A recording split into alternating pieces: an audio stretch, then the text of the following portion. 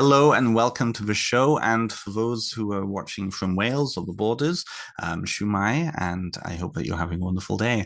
My guest today is somebody who is the partner of somebody else I just interviewed a couple of weeks ago, and a wonderful practitioner in his own right, Brett Hollyhead. Welcome, Brett Hollyhead. No, thank you so much for having me. It's an absolute privilege to be here.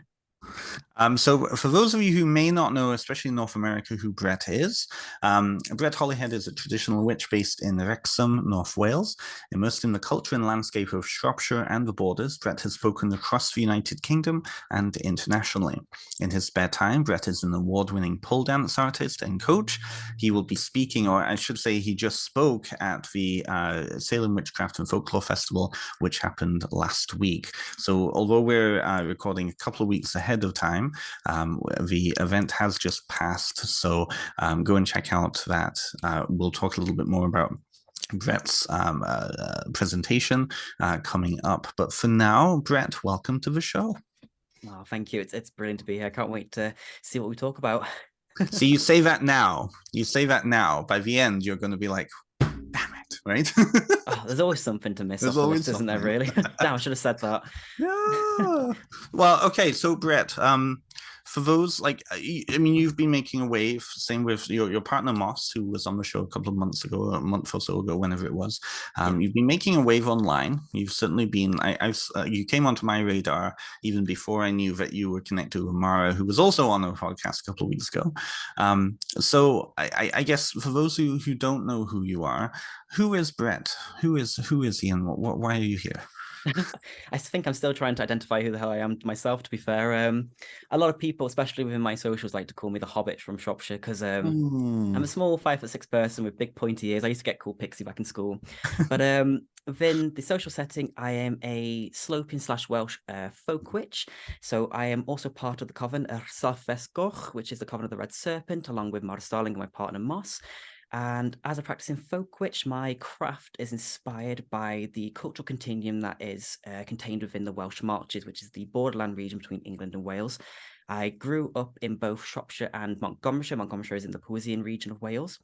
And so I spent my time alternating between the two, grow up in the culture, versing myself in magic and in the culture and the language. And yeah, my path has kicked off since then. Love it. I love it.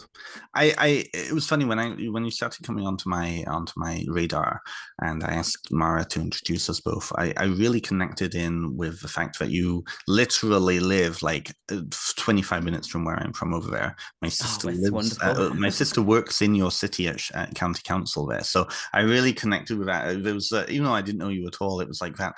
Oh, these are my people. Yeah.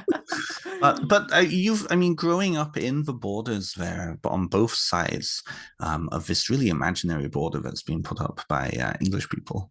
Mm, yeah. That's really not only do you emphasize that identity in your work, but that is really the landscape that you have literally grown up in. That's created you. Absolutely, yeah. Like the landscape itself is so overlooked and almost neglected, especially not just within spiritual practices, but in geographical and political landscapes as well. The border region. So when people look at a map of the United Kingdom from the England and Wales side, they will see that there is a line distinction of an earthworm kind of feature known as Offa's Dyke, which was built around about in the 8th and 9th century.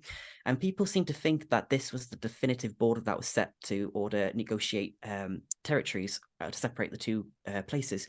But this land here has been apparently distinct since the time from the prehistoric hill forts up into the modern day as a separate and unique identity that is not quite English and it's not quite Welsh, but an assimilation of both. It's almost like a hybridization in which the word march itself, so we call it the Welsh marches, it's not a term that's used legally, but it is still used within the folk language. People still refer to it as the Welsh marches. And people here express that there is a certain cross-pollination of culture. So these lands here, we often call them the lost lands of Wales as well, because in the history they did belong to Wales, and there was a long time period of conquest, of victory, of onslaught, and many battles between the English and Welsh, the Normans, the Welsh, many different alliances coming here. So the land itself is echoing with these different situations, different past histories that are running through the land itself, and it almost gives a kind of different identity to the land itself. So we have the highest concentration of hill forts and Motte and Bailey castles, which are testament to the history. But the one thing I really do want to point out is that although so the Welsh Marches itself, it is a distinct region. So when I say the Welsh Marches, it is a region that includes the counties that are normally known as the West Midlands. So that's Herefordshire, Shropshire, Cheshire, Gloucestershire, and tiny bits of Worcestershire. And then you have it on the Welsh side as well. So that's Radnorshire, Montgomeryshire, bits of the Clwydian region, as well as bottom of Glamorganshire. In fact, the Welsh Marches extended so far into the Pembrokeshire region. Mhm. But these places here, even though some of them are Welsh and some are distinct as English, people these days don't identify that way. They identify more so with that borderland region, especially I do, my craft. And it is here that it echoes with such beautiful liminality. It's almost like a crossroads where the magic here is so different compared to the rest of the places in the United Kingdom. It's every time I go home, and this is the tragedy of my life. This is one of the main reasons I want to move home. Is Mm. every time I went into that region, you could feel the difference. Like Oh yeah. my sister and my niece and my brother-in-law live in Harden, so just Mm. literally above the hill as you're going down into Chester, right?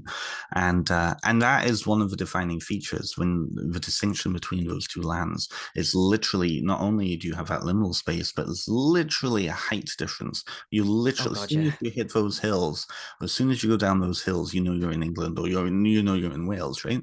Mm. But even that like energetically, the land, even when it was marches legally, they were still quite independent from the Norman overlords over in England. Absolutely, yeah. It's Mhm. funny you mentioned that actually. So the region so when the Normans came over in the 11th century around 1066 after the Battle of Hastings, they made their way down into this region because they saw it as a potential threat. And so William the Conqueror established three of his earls within the major cities places as the frontier to invade Wales, which was in the major cities of Chester, Shrewsbury, and Hereford. But even as they became marcher lords, the ones who ruled over this place, they were legally separate away from the Kingdom of England. In fact, the place was known, I can't probably pronounce it, I'm probably going to butcher it, but it was known as Marcha Walia, whereas the rest of Wales is known as Marcha Pura, or Walia Pura, shall I say. Yeah. But yeah, they were completely separate away from England. It was almost ruled over their own jurisdiction. There's different laws. They could have different finances called to war. In fact, the court of the Marches was based in Ludlow, which is in southern Shropshire. And that wasn't dissolved right into the 16th century, around in the Wow. 1500s Yeah. during the Acts of Union, which was King Henry VIII's reign. So it's really interesting when people say, "Oh yeah, England and Wales have always been these distinct countries," but they really haven't, because this No. fluctuation between the borders themselves have constantly undergone this fluid process of conquering, of ownership. It's why I always say to people that the idea of a border is nothing more than an administrative fallacy for people in more authoritative places to make sure their revenue is met, when really it's the people in these regions that make the culture. And you can see it expressed within the people that live within these regions. Absolutely. And that's any border. I mean, you look at Oh, the Scottish absolutely. border, right? The borderlands up in Scotland, like Berwick continues to see itself as something completely different, Mm. right? It's really interesting because there's a lot of things going on politically speaking, how certain places are combating themselves for independence. They want independence. So Scotland is striving for independence. Wales is striving for independence. But also you'll see Northumbria, which is the northern part of England. They want independence because they see themselves as something different away from the whole united whole of England, shall I say, or Britain, shall I say, the United Kingdom. But it really speaks to, and coming back to really being grounded in the landscape that we're in, it really Mm. speaks to that that regional identity, Oh that God, very yeah. local identity, right? Absolutely. Yeah. It's really beautiful because I think a lot of people, regardless whether you're on the English side or the Welsh side, there is that semblance of belief in the fact that our folklore is so I wouldn't say distinct, it's very shared with the rest of Wales compared to the rest of England. So you'll find a lot, especially concerning the hills that we were talking about, the beautiful hills. If anyone does come to the region, you have to walk the hills. They're just Mm. amazing. But you'll find that a lot of them have this connection with Welsh giants who built them. So probably the most famous one that I grew up next to on my mom's side is the Wrekin, which was known as a hill fort, but if in folklore is built by the giant Gwendol Wrekin ap Sienkar ap Minamawr. I mean, try and say that 10 times faster, it's a bit of a mouthful.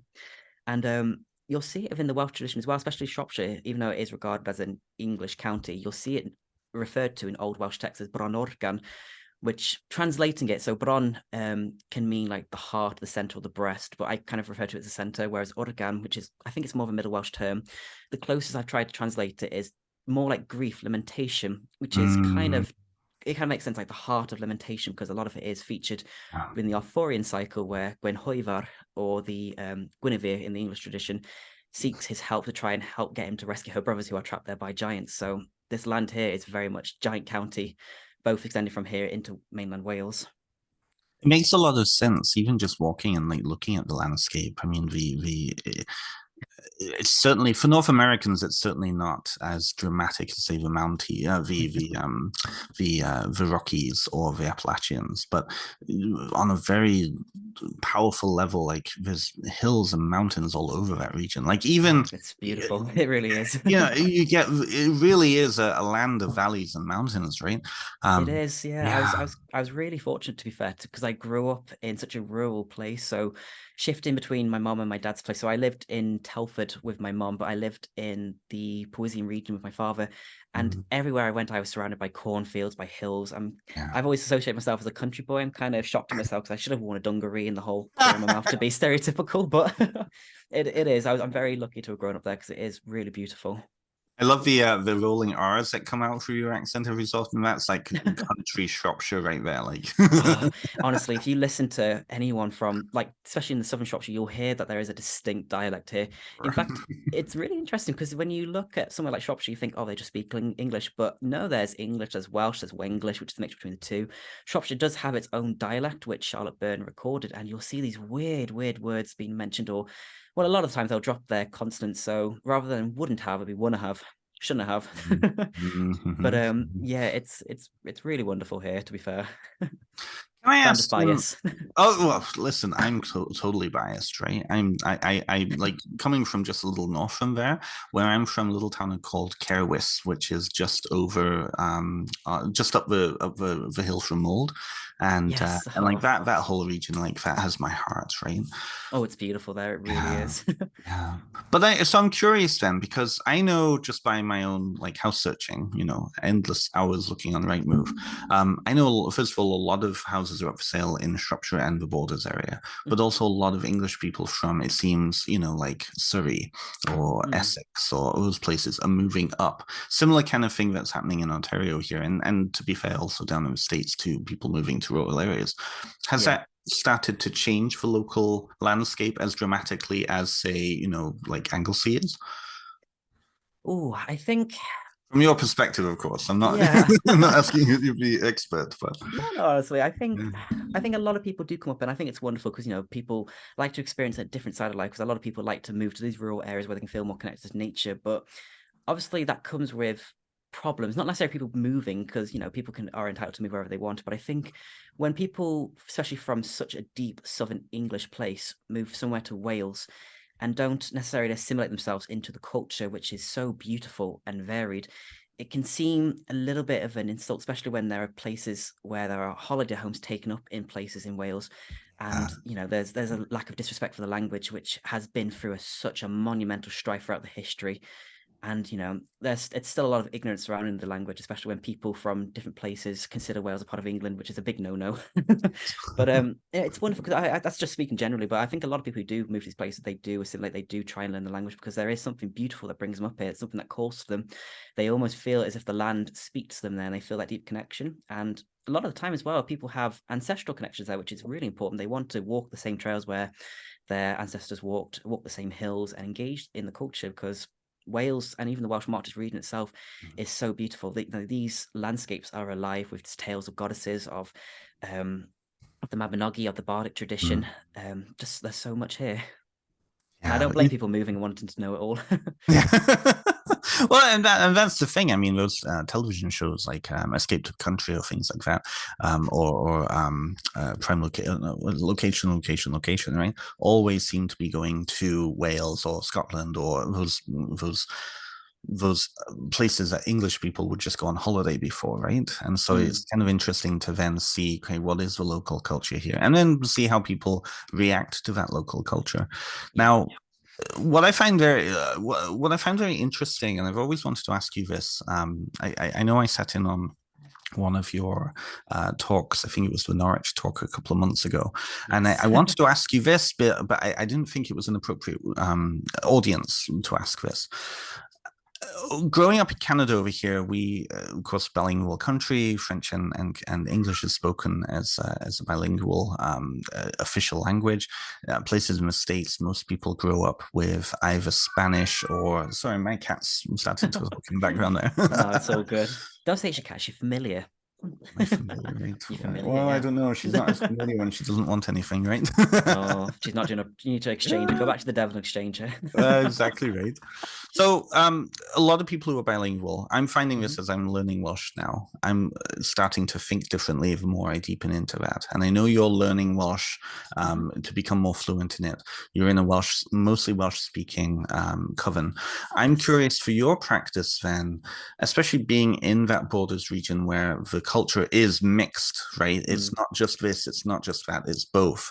How has how does your practice change when you're operating in Welsh versus in English? When you're thinking of the spirits of these lands in, like, for example, Hafren versus Sabrina, same Yeah. being, but different kind of associations because of names and whatnot. When you're looking at like landscape terms, how is your spiritual practice affected by bilingualism?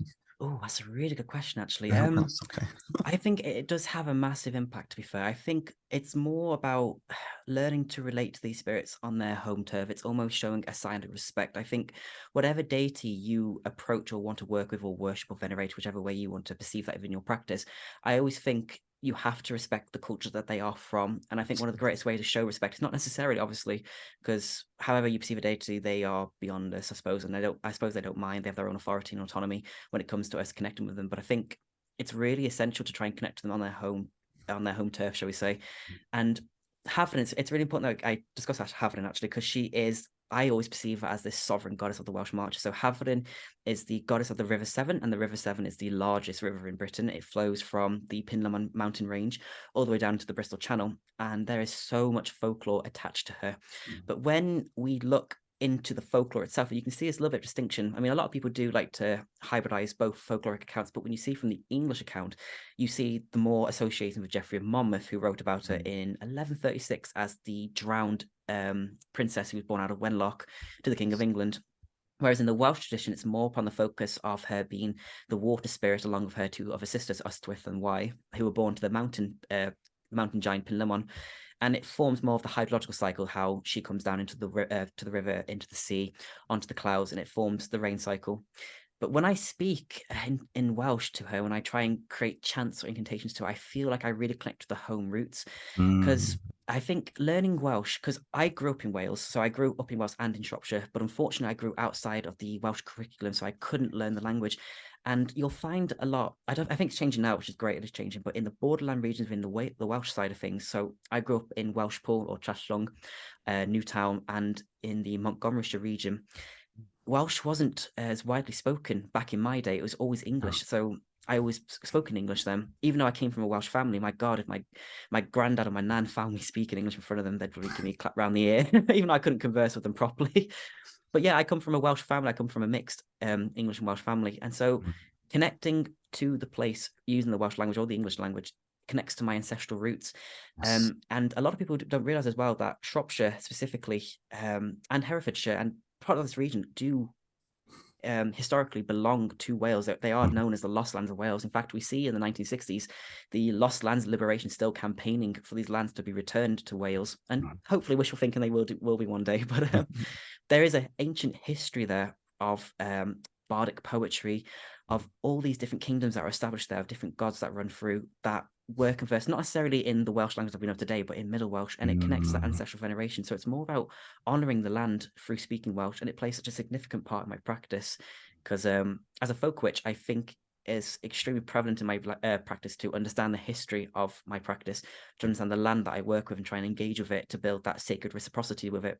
And by learning Welsh and studying the ancestral roots there, I think it helps bring close to the land and help me engage with its mysteries more. Absolutely, absolutely. There's something important you said there about the connecting with ancestral roots.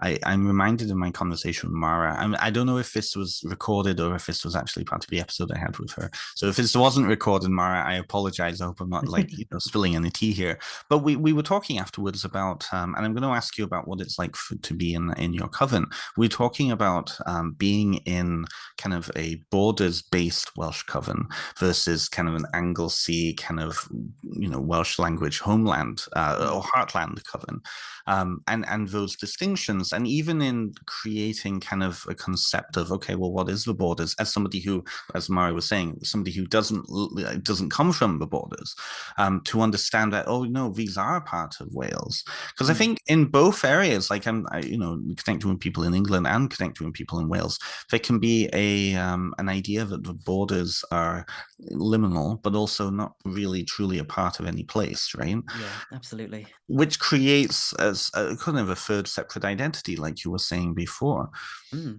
Yeah, Yeah. it's referred to as, I think when you look at history, so the identity is referred to as Anglo-Welshness, I think they call it. Yes. Anglo-Welshness, and it's not really hard to, like, if you go into Chester or in Shrewsbury, the main towns, or anywhere in the places, actually, you'll see, especially on the English side, the Welsh language does still prevail. You'll find Welsh language speaking centres, people will speak Welsh still. The name still carried the Welsh meaning, so Shrewsbury is, the county, should I say, of Shropshire is Sir Amwythig. You'll find places built around with the Welsh language, so Oswestry is known as Cloisterwelsh. Yeah, Llanymynech, which is right on the borders where the mount hill range is. There's other different places. So God, I'm trying to think off the top of my head. Really, there are quite a few. Okay, putting you on the spot here, right? No, no, But it's all right. That there yeah. are more. There are more in Hereford. There are a lot more in Hereford because in Shropshire there is more anglicised name, but that doesn't necessarily mean that it was anglicised when it comes to people inhabiting the place. Because although it's said that the Anglo-Saxons, especially the Mercians, came in through around about the 6th, 7th century and named the place. It wasn't until really the 9th century when the settlers started coming over into these regions. And then even then, it wasn't still like, okay, we are Mercians, you are Welsh, we are separate, blah, blah, blah. You'll see in the history that Mercians specifically united with the Welsh people in order to try and fight off invaders from the Northumbrian region. And it's really interesting, actually, because I think a lot of people see Anglo-Saxons, they group them together as, oh my God, they are inherently anti-Welsh, they were fighting against each other, and it was true to an extent. But when you really look at the text, especially from Bede's perspective, who was writing in the Northumbrian region, the Mercians and the kingdoms of Gwynedd and Powys, they allied themselves together and they categorized themselves together as a hybrid mix almost. And they were allying themselves so much to the point where they perceived other kingdoms, such as from Sussex, Wessex down the southern region, as the enemy, and especially from the northern region. So the Mercians weren't counted as that enemy, not until later on, but when the Normans were invading. But even then, you see in the Norman region, English earls such as Edric the Wild combining themselves with the Welsh rulers such as Bleddyn ap Cyngan, Rhiwallon ap Cynfen fighting against the Normans. So you always see that alliance there still, which is a weird. It gives a weird testament to the fluctuating relationships between on the border, should I say? Absolutely. Well, and it defies the typical historical narrative. Something that's really emerging in historical studies now, especially looking at DNA sequencing, is the understanding that the old narrative was that the Saxons came in and displaced everybody who was all the native Romano-Britons and displaced them, and then they became the Welsh. What actually seems to have happened is that you instead had an overlay. So, and one of the biggest pieces of evidence for this is the fact that there was no disruption in field tilling. Which, if there was an invasion and all the people were killed or driven away, there would be a disruption of tilling, and there would be a disruption of but what seems to have happened is that there was an Anglo-Saxon kind of domination over the local population, who then intermarried and then became kind of assimilated into the Anglo-Saxon culture. So it makes sense that Mercians would still ally with their cousins who were becoming the Welsh at that point, right? Absolutely, yeah. It's really fascinating because a lot of people like to think back in them days that Wales was united whole front, and it really wasn't. There were separate kingdoms. There were separate kingdoms. You had the Haybarth in the bottom. You had Gwynedd, you had Powys, and they were fighting against each other just as much as they were fighting against the lower region Saxons and the Northumbrians.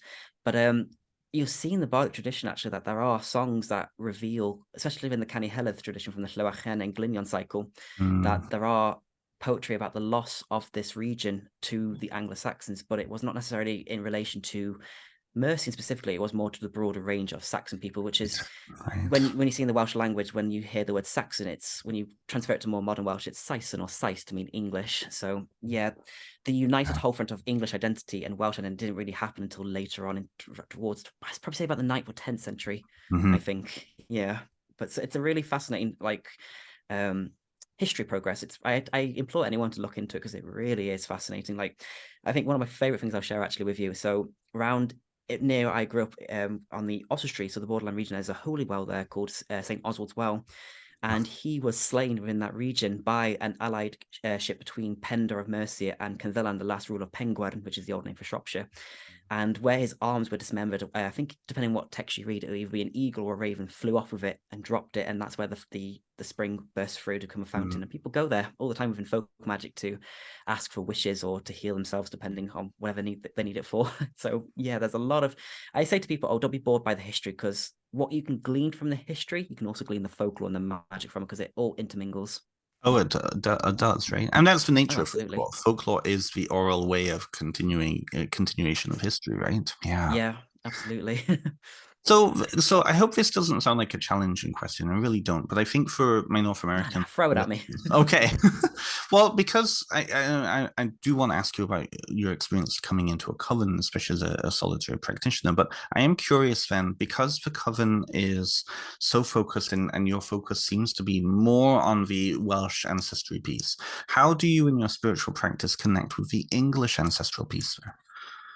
Or is there Oh, conflict even within that I for you? think there's conflict even within that. I think within my identity, personally speaking, from a political perspective, I don't consider myself English. I really don't, because I grew up immersed within Wales, within the Shropshire region. Even though it is classed as England today, I Mm, don't identify that way. And I think, especially with me personally, I've gone head to head with nationalists from both sides, from English and Welsh. I've had fights with them saying, yeah. oh, the English people are like, oh, you're a traitor to your own people. And the Welsh are like, oh, no, you're not Welsh, you're born here, which is a whole other argument whether identity can be established where you're born, which Right.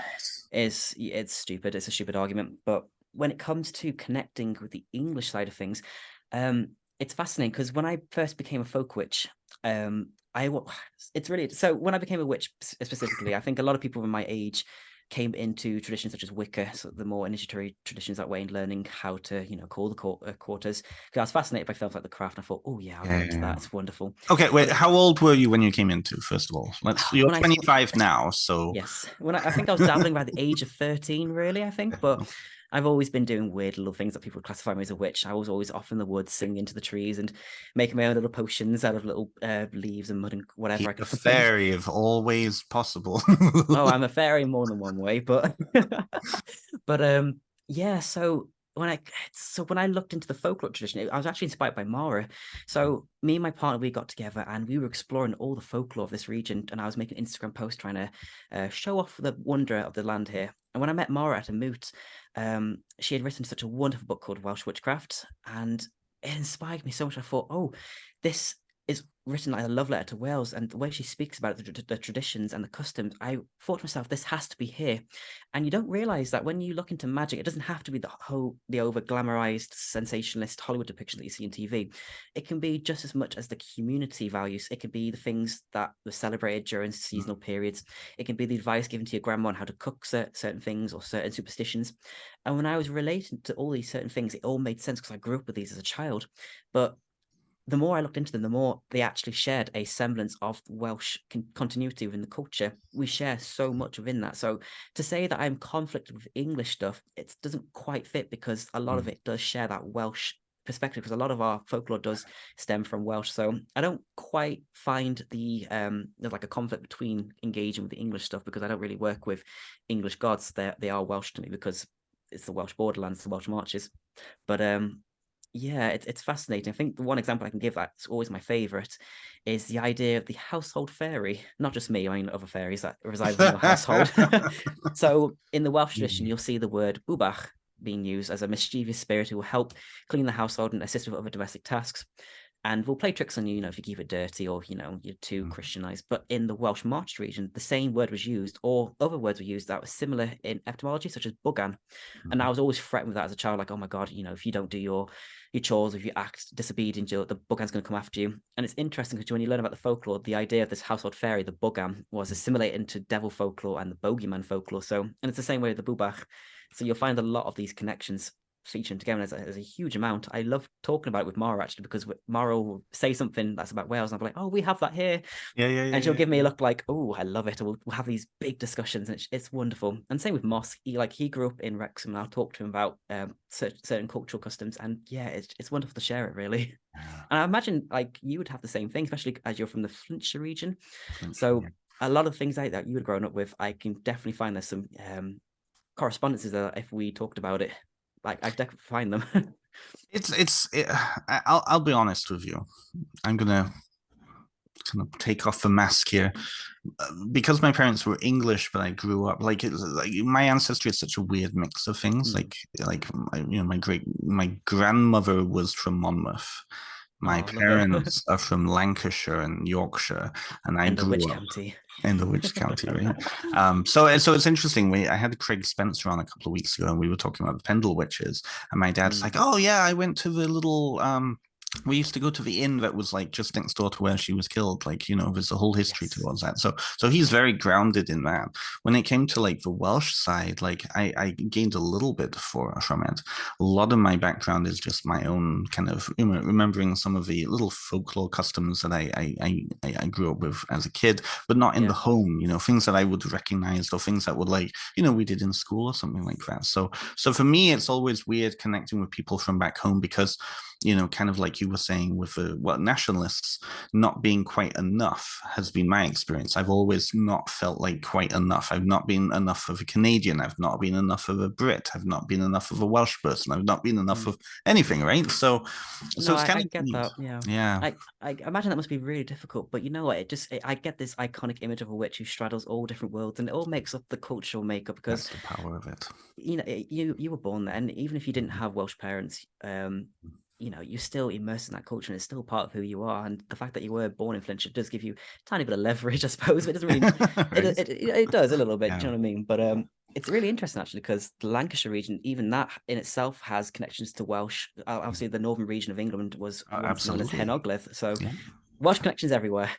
Well, but this is the thing. This is what I think a lot of, especially North Americans, don't get. Because over here we have the phenomenon of the Celtic festival, right? So many people are going to these Celtic festivals, connecting them with their, Celtic heritage.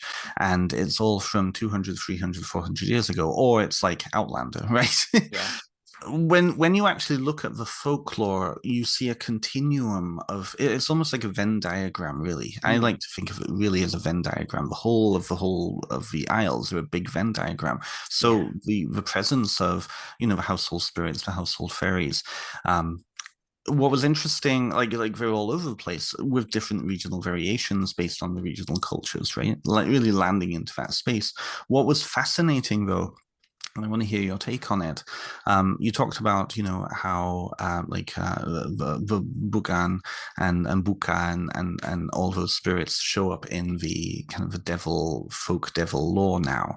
Yeah. What's interesting, and Craig made a very good point of this, is when you look at like how traditional witchcraft writers or witchcraft writers in the States or outside of those cultures talk, they take up particular words as being the overarching words. The example he said was Besom. So Besom you often see as, a spiritual magical tool. And yet in Lancashire, that's just the name for a broom. That's literally just the like dialectic name for a broom. There's no magical connection with it, right? So it's interesting how like with Gemma Gary's work, for example, amazing work. I love Jerry, but when her books started to come out in the States, at least, and in North America, and please, I don't want to drive any of my North American clients away here, but or listeners away here, but they were taking up these words as being the words, the traditional witch words for these.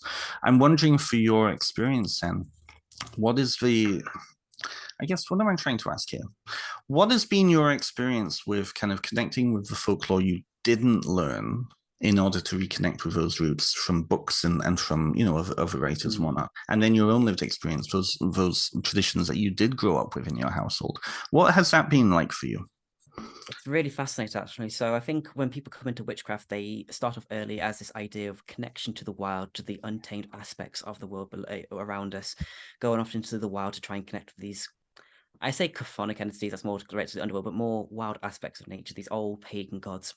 And growing up, I was surrounded by these stories, especially of Havre and how she was drowned and how she was part of the hydrological cycle. And I was growing up with the idea of giants who forged our hill, such as Gwendol. And the devil, oh my God, the devil is so huge of in Shropshire. Like, he has such a proclivity within the folklore that is often regarded as satanic county. So everywhere we went, you'd only have to walk 5 minutes down the road and like, oh my God, there's the devil's chair, there's the devil's hell's gutter, and whatever have you. But when learning about, especially from a folk witchcraft practice, I think the more fascinating thing is the huge level of Christianity influence in that, which can be a bit of a, pardon the word, a bit of a turn off for people who are trying to connect to a more paganistic lifestyle, because a lot of people have trauma, and rightly so, around Christianity, because some of them go through extreme versions of Christianity or fundamentalism, and they don't want anything to connect with that. But a lot of our folk practices and our folk beliefs oscillate between what we call like a pagan survival and Christianity, because they grew and they amalgamate together and they developed together through an evolutionary period. So when I was looking through the more Christianized aspects of these, you'll find the idea of saints. Saints was a big one. I knew of Saint Milburger, but I didn't know the extent of her. So Saint Milburger is the patron saint of Shropshire. She was the abbess of Much Wenlock within the 7th century. I think she was the granddaughter of King Penda, actually, and she is associated with such miraculous feats, such as being able to control the water and commanding geese. So we celebrate it every 23rd of February, which is the feast saint day. But when you grow up with her, you just see that, oh, she's just a saint. But when you look at it from a pagan perspective, you see, I use the word pagan survival, so things that I've like traversed through, but it's not necessarily right. I think Ronald Hutton writes a great piece about this, how we can't exactly be sure the extent of how pagan beliefs survived through these periods, because a lot of the time the Middle Ages and going through were heavily Christianized, but then to exclude their influence and their wider cosmology as these supernatural beings who have these powers doesn't necessarily do them any justice. So it's almost as if they're a third category. And when I learn about this Christian aspect, you'll find that these features are put into the folk charms. So within my folk practice, I rely a lot on historiolas, which are the narrative charms where people create or they fashion stories pertaining to wider mythologies. So in the healing tradition, wise men or cunning folk would go to people who needed their ailments treated. And depending where it was, they would hold them or rub a salve or an ointment, and they would repeat a story involving maybe the Virgin Mary or Jesus, or they might even mention a spiritual place or some kind of animistic tendency in there while invoking the story, telling this narrative in order to heal the bone or heal the wound. And it's interesting how that flips through, because a lot of people, when they look into their Celtic ancestry, they think, oh, I'm going to go straight to Britain. It's huge, it's mystical, it's beautiful, and it truly is. But there is this place as well that oscillates between the Christian mythology as well as what we call a pagan survival. And I think a lot of people overlook that as well, because a lot of what we do get from a folk practice does entwine with a Christian perspective, especially with the devil. So the devil is a complex subject. I mean, I'm no theologian, but I do try and study it and to detail the history of how the devil developed from the idea of Hashatan, from the Jewish tradition as the accuser in the Bible, the book of Job, to the folkloric devil. There's so many cross references, so many differences. It's really hard to pinpoint.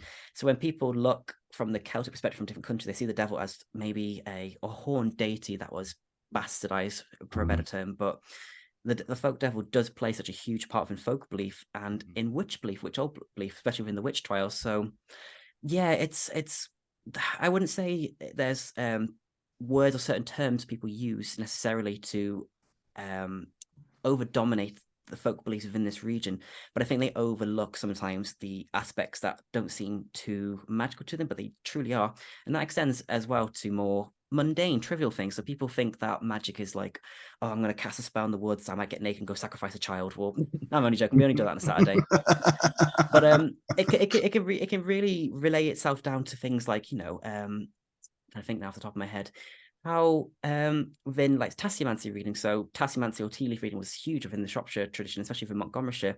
But there was traditions associated with how a floating stalk relief would be known as the chap, and that was used to divinate in order to see whether a stranger was coming from the home. And drinking tea is bloody the most mundane thing you can do here. I mean, there's so many stereotypes of us drinking tea, but there's loads. There's loads like burning onion skins to bring you prosperity. I mean, you call yourself a Christian, yet you're burning onion skins for prosperity. There's witchcraft there. Mm. There's a lot of counterbalances in that. You raise a really good point. It's fascinating how worldview plays into it. That's something that with my own writing, my book particularly, it really strives to get people to understand their worldview and how their worldview, their particular worldview, might be incompatible with the worldview of something they're trying to practice, right? Like Yeah. Christianity has been, as a medievalist, Christianity has been a dominant worldview for 1,000 years in the UK and the British Isles, I should say, and the Irish Isles. That is not something that can be ignored. People try to ignore it, and then they lose out on a lot of cultural context. It's funny that most of the people who seem to ignore it are either from outside of the Isles or they're from inside the Isles and they're dealing with religious trauma. Yes. It's very, very interesting to then understand, okay, well, what are they losing out on? What are they not understanding? What are they then taking up, like with the folk devil? I mean, you're right. The whole Borders is filled with stories of the devil all over the place. Clwyd, where I'm from, just down the road in Tremerchion is apparently where not only was there a wizard, famous wizard of Tremerchion who lives there, alchemist, but also just around the corner there's a mountain cave that apparently was sulphurous that was connected with the devil. There's everywhere all of the bloody everywhere. You can't get rid everywhere. of him. But it is fascinating that again, when you're looking at through different lenses, if you're only coming from a Western Celtic pagan standpoint, and you're trying to then take those figures like Wild Edric, for example, right? Yeah. Oh God, he's fascinating. Amazing, isn't he? Oh, he but is. if I you're never this point. right, but if you're trying to only see him then as a form of Odin or Woden, then you're not going to get his historical nature. You're not going to get his like the liminal nature of him. You're not really going to get the context. In which case, well, you're trying to work with him as a leader of the Wild Hunt. Then who are you actually working with if you're not actually working with anything connected to him, right? Yeah, and it can be difficult as well because a lot of times I think people assume that the idea of Celtic, that there are these regions that are bound together under that umbrella term, but they are still distinct. Although they share so many similarities in language and in culture, there are distinct identities. I mean, when I say British Isles, I do specifically mean England, Scotland, Wales, and Northern Ireland. But Ireland itself is a separate place. It's not assumed, and here it's not a part of here. And there's a whole argument itself whether Northern Ireland should be brought back into the Republic. That's a whole argument in itself, and I think it can be dangerous to assimilate them into one category to be associated. Absolutely. Even though they share similarities as well. But go back to Edric actually, yeah. So it's really fascinating because people consider him to be associated with the Wild Hunt. He rides upon the Stipestones, and if anyone doesn't know what the Stipestones are, they are a beautiful part of the country. So the Stipestones are almost like a quartz rocky region, also known as the Devil's Chair, which is associated with how the devil constructed the place because his apron broke carrying stones when he was trying to fill up Hell's Gutter as he walked over from Ireland to this part of the region. And it is said that, so as I said before, he allied himself with the Welsh princes to fight against the Normans, but eventually he was defeated and he allied himself with the Normans. And within the folkloric belief, the people turned against him and they say that he was imprisoned within the Stipestones, but he rides out upon them when the land is in peril. And there are certain ghostly apparitions that people have witnessed like during World War II, and I think in the Crimean War as well. And people think, oh my God, that must be the Wild Hunt because there is a retinue, like a nocturnal retinue associated with him, but it's not quite the same because I think that comes from a little bit from the old folklorists of maybe like 18th, 19th, no, I say 19th century, I say 19th, 20th century, who were looking to more Germanic regions and thinking, looking at their folklore and how they were banding together to try and create this sense of unity and thinking, oh God, we must have that here. There must be influence here. And so you'll see a lot of the giant folklore there maybe feature here, but they don't necessarily look towards the Welsh tradition because there are other stories associated with Edric, such as how he met his fairy bride.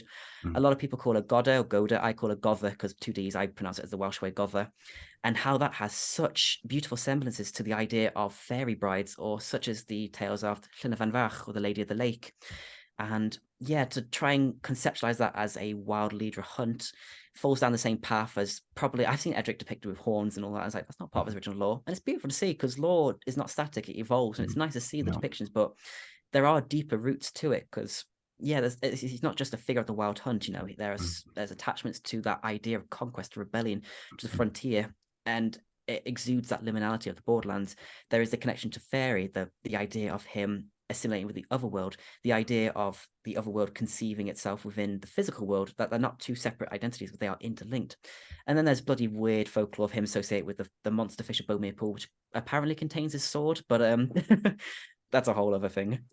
But yeah, it What can I be. love, what I love about that is that what you're seeing then is the interaction of subregions, even within Yes. the cultural region, right? That Yeah. is in itself important. That's something that I will continue to stand on a soapbox about. Is that yes, you might be connecting with the British Isles as a Celtic land, but what about the particular areas of those places? When you really look at landscape, I'm sure you find this with you. And some of the work you've been doing, you're focused on Shropshire. Shropshire is a complete ecosystem, right? It has all of those Absolutely. elements that you might find in other places around, but it's a complete ecosystem in the same way that the Forest of Dean, Cheshire, what's it called? The Langdon Valley? What's it called up in Chester? You know what I'm talking about. Yeah, I know what you mean. I can't Yeah, remember the yeah, top of my yeah. head, to be fair. The valley up in the valley, right? Yeah, yeah, up in the All of valley, those yeah. places are ecosystems, right? At least that's Mm, how I see it. So I'm yeah, absolutely. curious, and they will assimilate or reject parts that don't fit within that folkloric ecosystem, right? Yeah, that's so this really feeds into one of my arguments really, because I promote this idea of inclusivity of the Welsh marches into the broader Welsh traditions. So yeah, I do focus on Shropshire, but I also focus on Montgomeryshire as well, because that is my home. It is my Mm, homeland there, and I feel so connected every time I go there. And I think it's really important as well. So the idea I want to try and point across is that Wales as a whole, and especially other Celtic communities such as in Cornwall or Kernow and Scotland, their culture and their identity is so entwined with itself that it can be seen as a whole. There are mm, county differences, of course, but it is so combined as a whole because of the shared history and the shared fighting that they've had to go through to establish that identity. England is different. England is really different. Like there's a lot of arguments here that are assumed when it comes to English identity, because obviously a lot of right wing ideologies are apparent and trying to nationalize that. I mean, I won't go into that too much, but even England as a whole, it is like there's not necessarily a united whole front in culture, but when you look specifically to each county, there's the whole county whole front. I mean, I'm not here to dissuade anyone from identifying as English. People can do what they want, and I think it's beautiful. You can find traditions that if you No, want no, to no, relate to no. the It's Saxon true though. tradition, You're right. beautiful.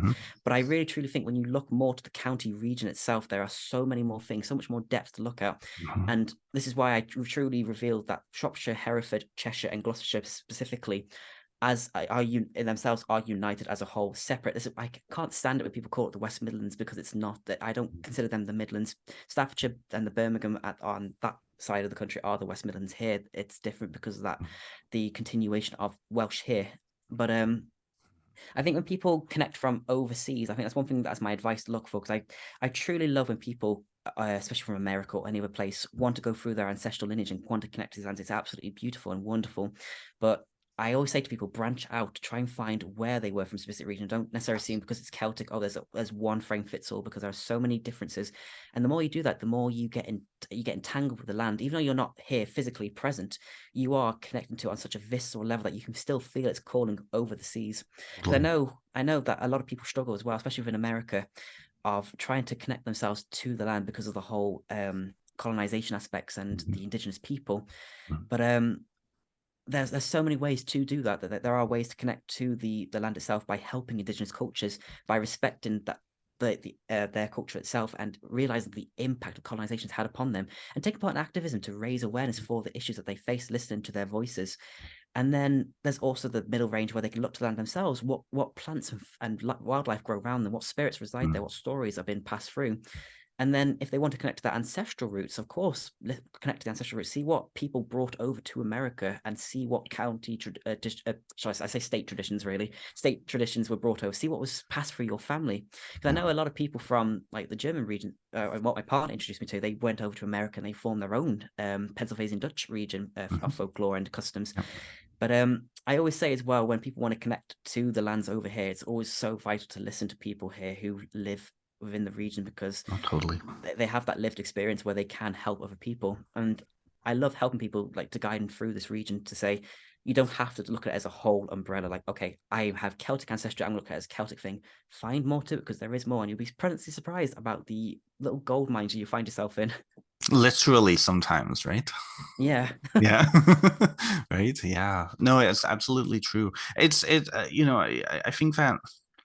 think that that speaks to, and I was talking to quite a few of my other guests about this, is that Mm. people taking up books as kind of seeds for lived experience, when Yeah. really it's the lived experience that should be then impacted by the books, right? People, buy a book on whatever mythology or folklore or whatever, and this is the book that, Yeah. this is where my tradition is. And because of that, there's a disconnect between then seeing the reality of a place versus the kind of paracosm of Mm. vision of a place, right? I know a lot of Absolutely. people who, when they end up going on pilgrimage to the UK or to Ireland or to Europe or even Iceland, I had some friends who went to Iceland and they commented on how they went to a Norse ceremony in Iceland and they were shocked that there were people wearing pajamas at the ceremony. Like, why are they not wearing official robes like we do? And it's Yeah. because, well, that's a lived experience for them. Or another classic example is um, a friend of mine went to Glastonbury for the first time. It was amazing. It was beautiful. They went to another place outside. And I think it was I think it was Avebury they went to.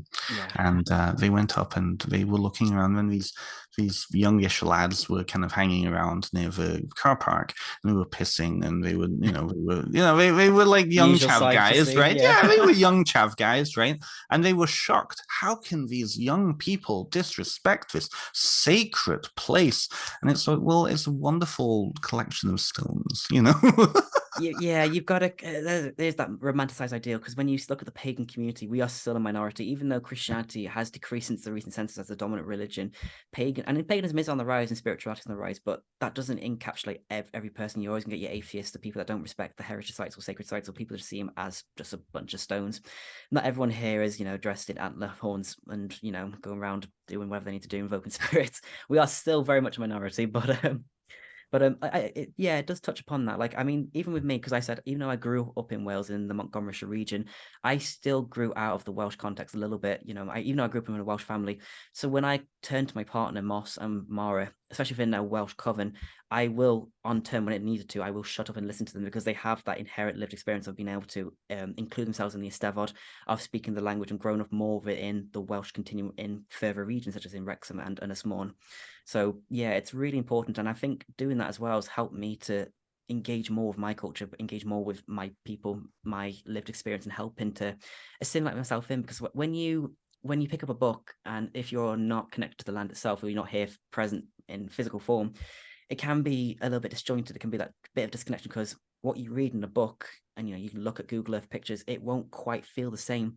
But then when you start delving deeper, when you start practicing a language maybe, or when you start telling folkloric stories, or when you start practicing customs, that instantly connects you on such a beautiful spiritual level. It's that these traditions carry on, they have that continuity with you, regardless if you are still here or if you're in a different place. They are in Mm. you, you know what I mean? They transverse physicality. They don't have to be corporeal form in order for them to be a lived experience. They can still be within the stories that we tell in the customs that we practice, because we are very much storytellers. Each one of us has that idea of the storyteller within us, and it helps by telling the stories. We are carrying on the continuity of these traditions, keeping the ancestors alive, which is a fabulous thing I learned from your book as well, Ben. It's a wonderful book.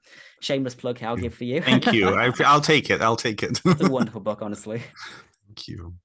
Well, and you're right. It's that bridging of those stories, bringing those stories into that, and Mm-hmm. making them live again.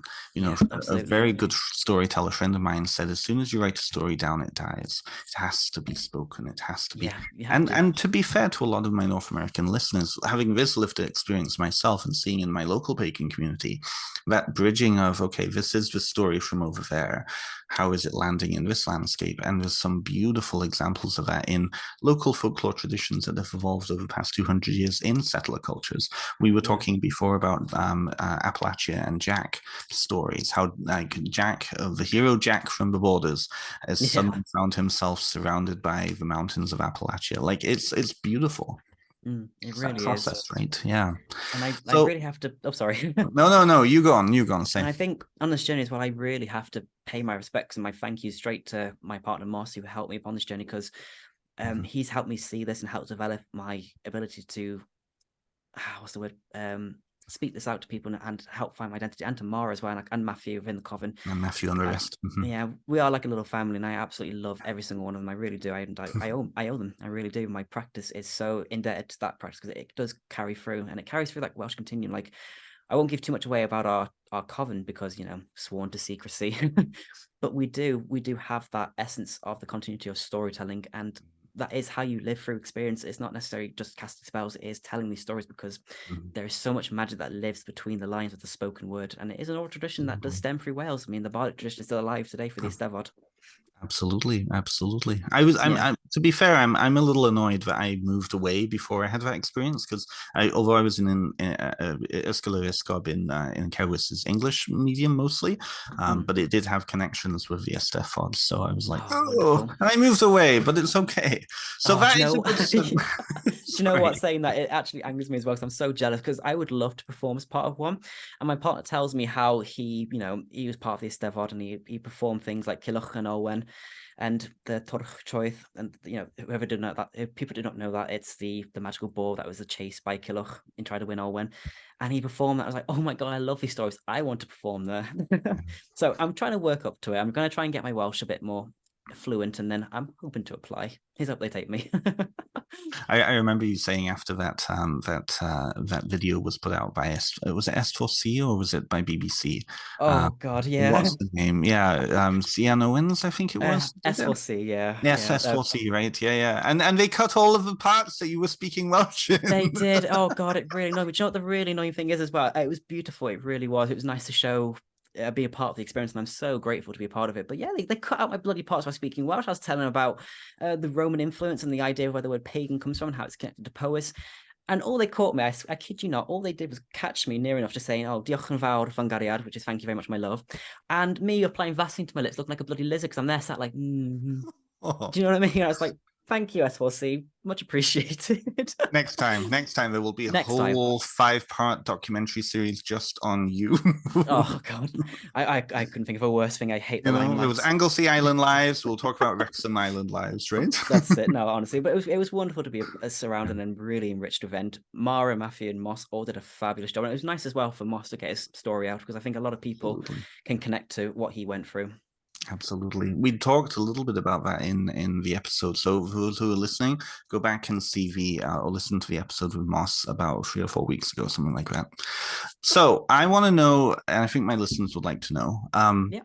We talked, well, I asked Mara this and I asked Moss this, especially as a tradition that's newly emerging. So Surface Goch is really is just being created by your coven and over the past even 2 years, I would say, would it? We're still Yeah. very much like we do have our certain things put in place, but we are still very much in the beginning. Like, we're very much in the philosophical underpinnings and creating the certain traditions.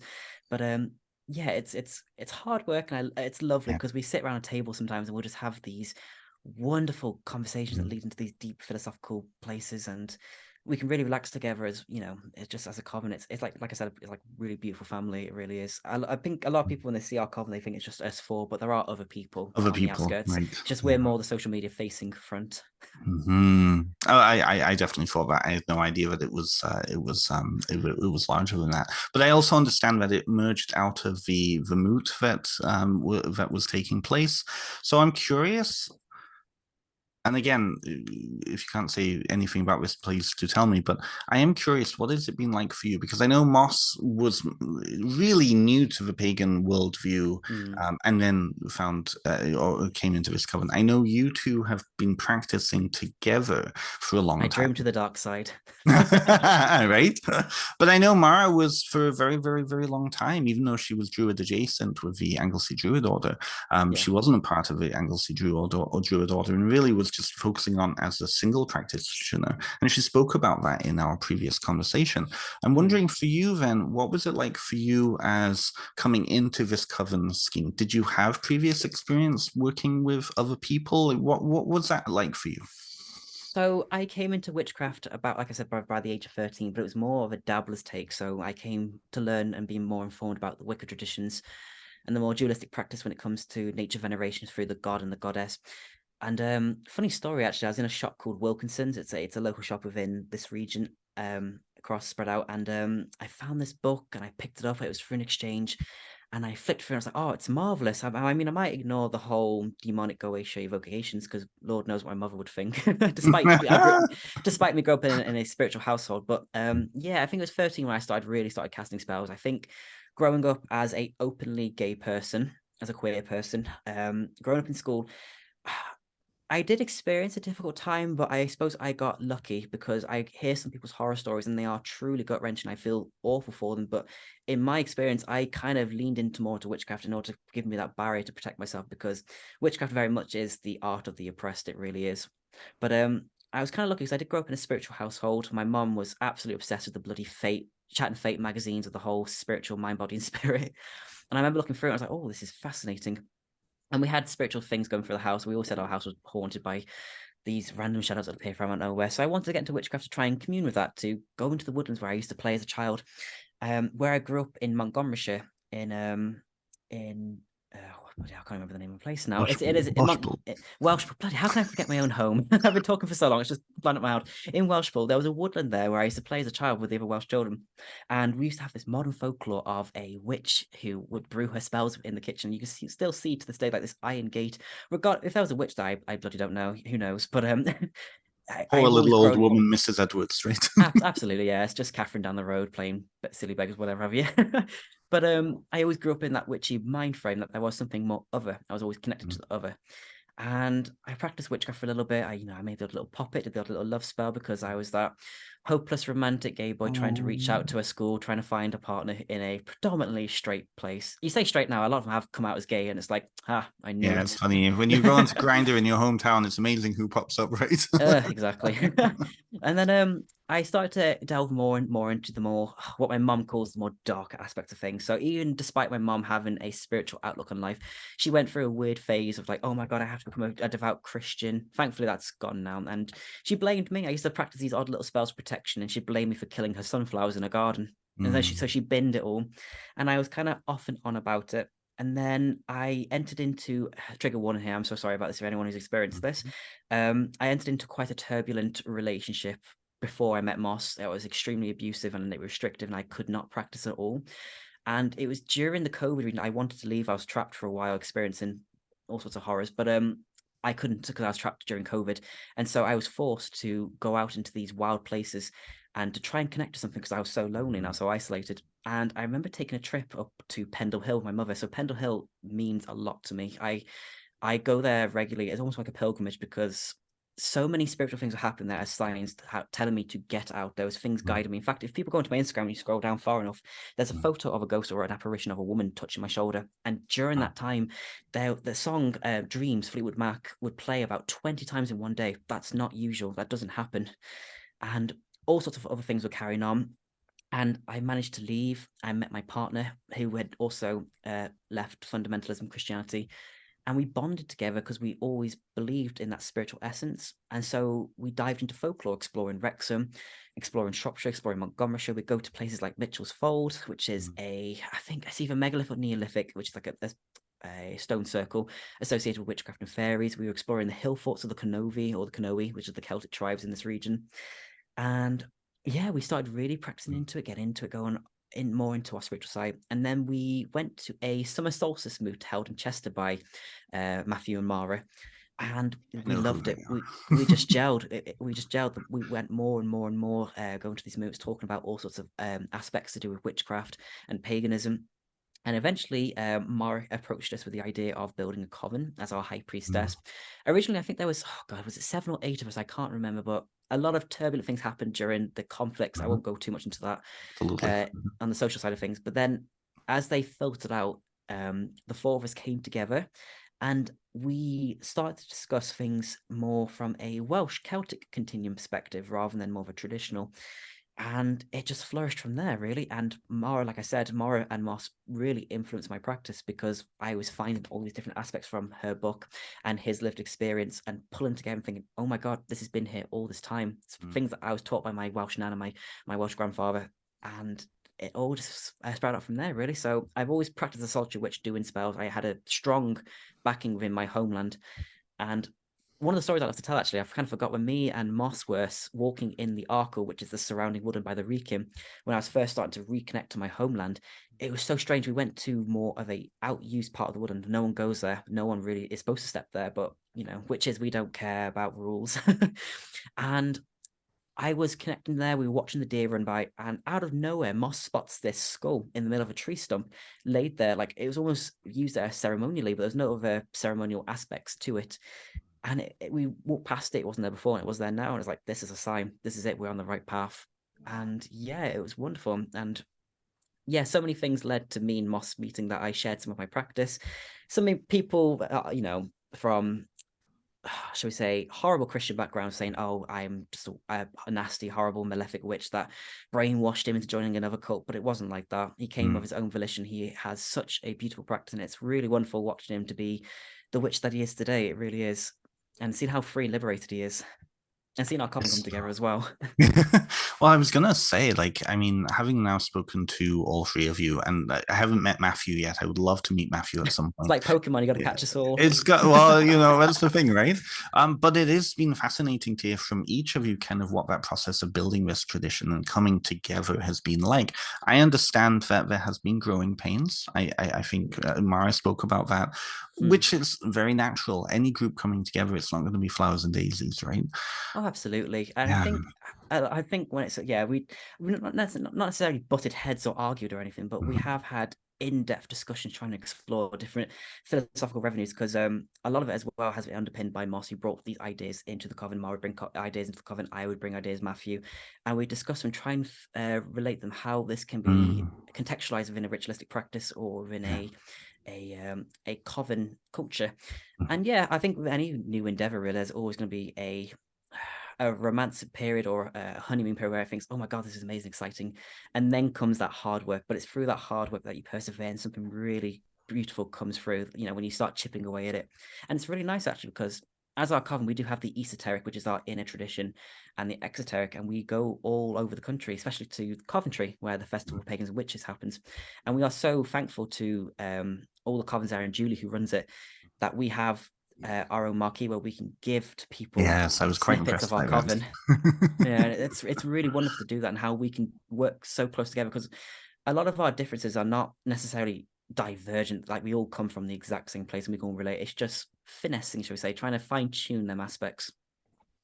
I was very interested to hear what Mara was saying as somebody, because I think I asked her either privately, all these conversations blur together after a while.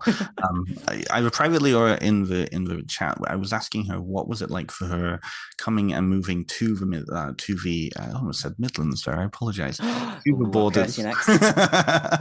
You'll find a pop at you next time. No, joking. Right. But for somebody who grew up on Ynys who grew up in really the Welsh language heartlands, right, to move to really I mean, like when you go down that hill, it does feel differently, right? We've talked about Oh that, but yeah. to move into that borders region, and then what is her practice been like, right? That was a really interesting conversation. I guess I'm curious for you then. Now you're working with all of these others in a communal community structure.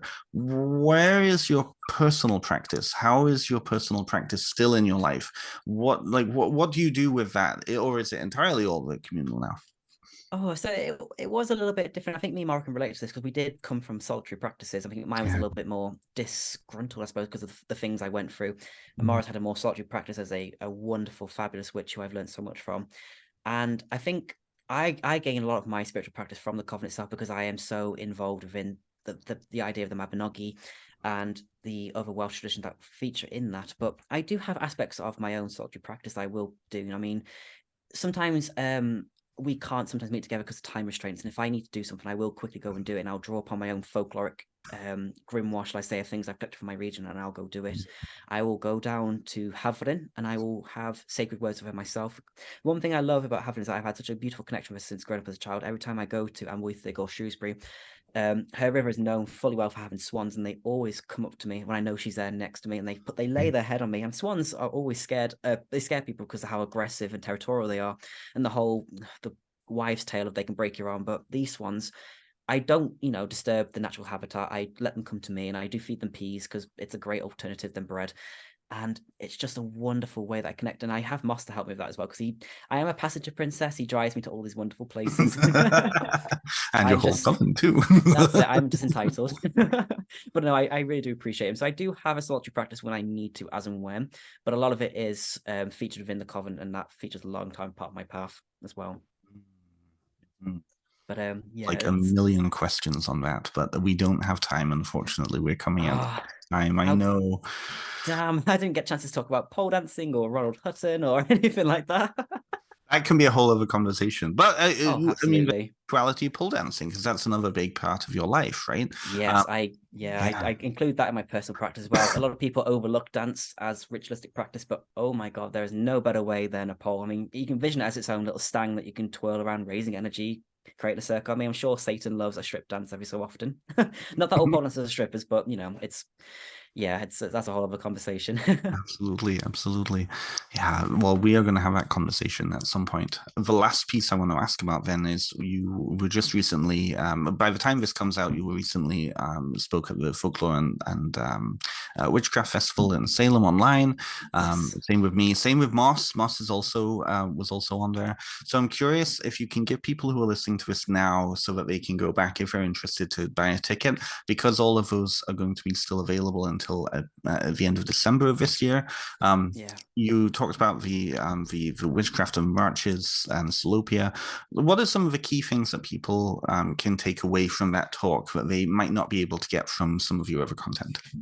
I think the one thing I really want to drive across is that when they look towards connecting to Celtic ancestry, they don't have to perceive places specifically such as Wales bound within a nutshell, which is the title of my friend's book, wonderful book. That the border influence extended beyond to lands, what we call the lost lands of Wales, and how these regions are so distinct in themselves that they don't compose themselves to English identity. They are so different from that. And I think the one thing I'd love for people to take away is that I hope for one thing they can take away from my talk is that I will delve, yes, much into history, into war, into conflict, but also to so many wonderful things that may not be necessarily seen as magic. I will be talking about the grim warwick traditions and fairy beliefs and all sorts of gods and goddesses, but things that you can do to connect to your ancestors or the things that they did that were more magically entwined and otherworldly. So I will be talking at the Salem Festival along with Ben as well for a fabulous talk, and my partner Moss. I'm also, if anyone wants to or interested as well, I'm also, if you're in this region as well, I'm doing a talk in Todmorden I think it's the 9th of September, all about the harvest traditions, which is a beautiful tradition itself. I will feature that in the Salem Witchcraft Festival because there is a spirit of the harvest known as the Caseg Vedi, which I would be teaching people as well in the borderland region. I'm also featuring along with my coven in the Coventry Festival of Pagans and Witches in September. That's on the 15th and 16th. And also to anyone interested, I am a pole dance instructor as well. So you can catch me on all the socials, posting about witchcraft and pole dancing. And yeah, it's truly wonderful. One thing I want to quickly point out as well is how Absolutely. honored I am as well, especially being a pole dancer and how I can incorporate that with my witchcraft, how wonderful it is to empower people. I think the one aspect I want to draw home about witchcraft specifically, that it's not all the stereotypical malefic, oh, witches have been declawed today. It's a evolution of empowerment. It really is, of liberation. And I find that with pole dancing as well, the two things cross together. And when I see people come to me with body confidence issues or things that they've been going through in their life and how they can come to pole to express the beauty in their body, whether that be through athletic or through stripper style, embodying that sacred sexual energy, I focus on that. So if anyone's interested in a pole dance thing, I hope to get that up and running in a couple of years' time. But for now, I'm just still teaching in university. So, but yeah, that's my little shameless plug. You can find me on all social medias. I'm everywhere. Just Witcher Salopia. Witch of Salopia. I will place that down below. You also have a little profile on Moss's website too, so mossmatty.com. Yes, yeah. And you're on Threads, you're on Facebook, although you're not as on Facebook as some other people. Yeah, I do post on Facebook, but I'm on TikTok, Threads, Twitter, Instagram. They are my main ones. I do have my partner's website, but there's only 2 articles on there. I am trying to build my own website, and I've got a whole backlog of things I'm writing at the moment. But you can find some things I've published in magazines, and I hope one day have a book. Wishful thinking. It will happen. It will happen. And we'll Thank talk you, a little bit thank more you. privately about that, but it will happen. Oh, thank you. So I highly recommend that you go and check out Brett if you haven't come across Brett before.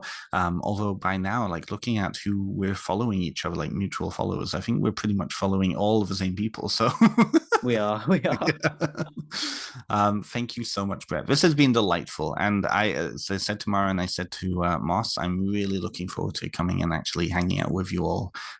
It's been such a delight to get to know you online and through this now, Oh, and I'm likewise. really looking forward to meeting you. Oh, likewise. I can't wait to come over. Please hurry up. I know, right? I know, and oh, well, that's what all these boxes are for. Oh, it's amazing. Honestly, I wish you all the best with it. I'm sure Thank it's a you. very stressful period, but it'll be worth it in the end.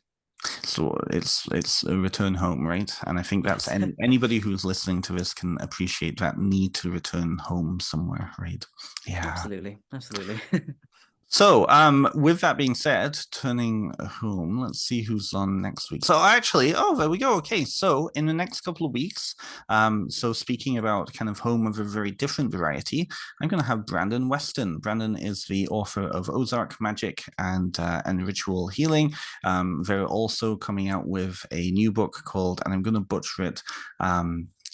Granny Thorn Apple's Book of Magic, which I was very, very pleased to actually review and give a blurb endorsement to. So Brandon's going to be coming on next week. And then after that, we're going back to Wales, and we're going to have Christopher Hughes on, who I've actually already pre-recorded that one, and it's an amazing topic, an amazing conversation, because Christopher Hughes is Christopher Hughes. So watch out for those in the next 2 weeks, and then we will be rounding off the summer series with my friend Gareth Blackthorne, who is a pagan occult artist from the United States somewhere. I'm blanking on where he's from, but he's from the United States somewhere. And then that will be the end of the summer podcast. I look forward to sharing with you on my social media our fall podcast series that's coming up called Essence Podcast Into the Woods, where I will continue having discussions with traditional and folkloric witches of all varieties. So look forward to that. I've been Ben Stimpson. This has been Brett Hollyhead, and from both of us, have a good rest of the night. Bye bye. Bye bye.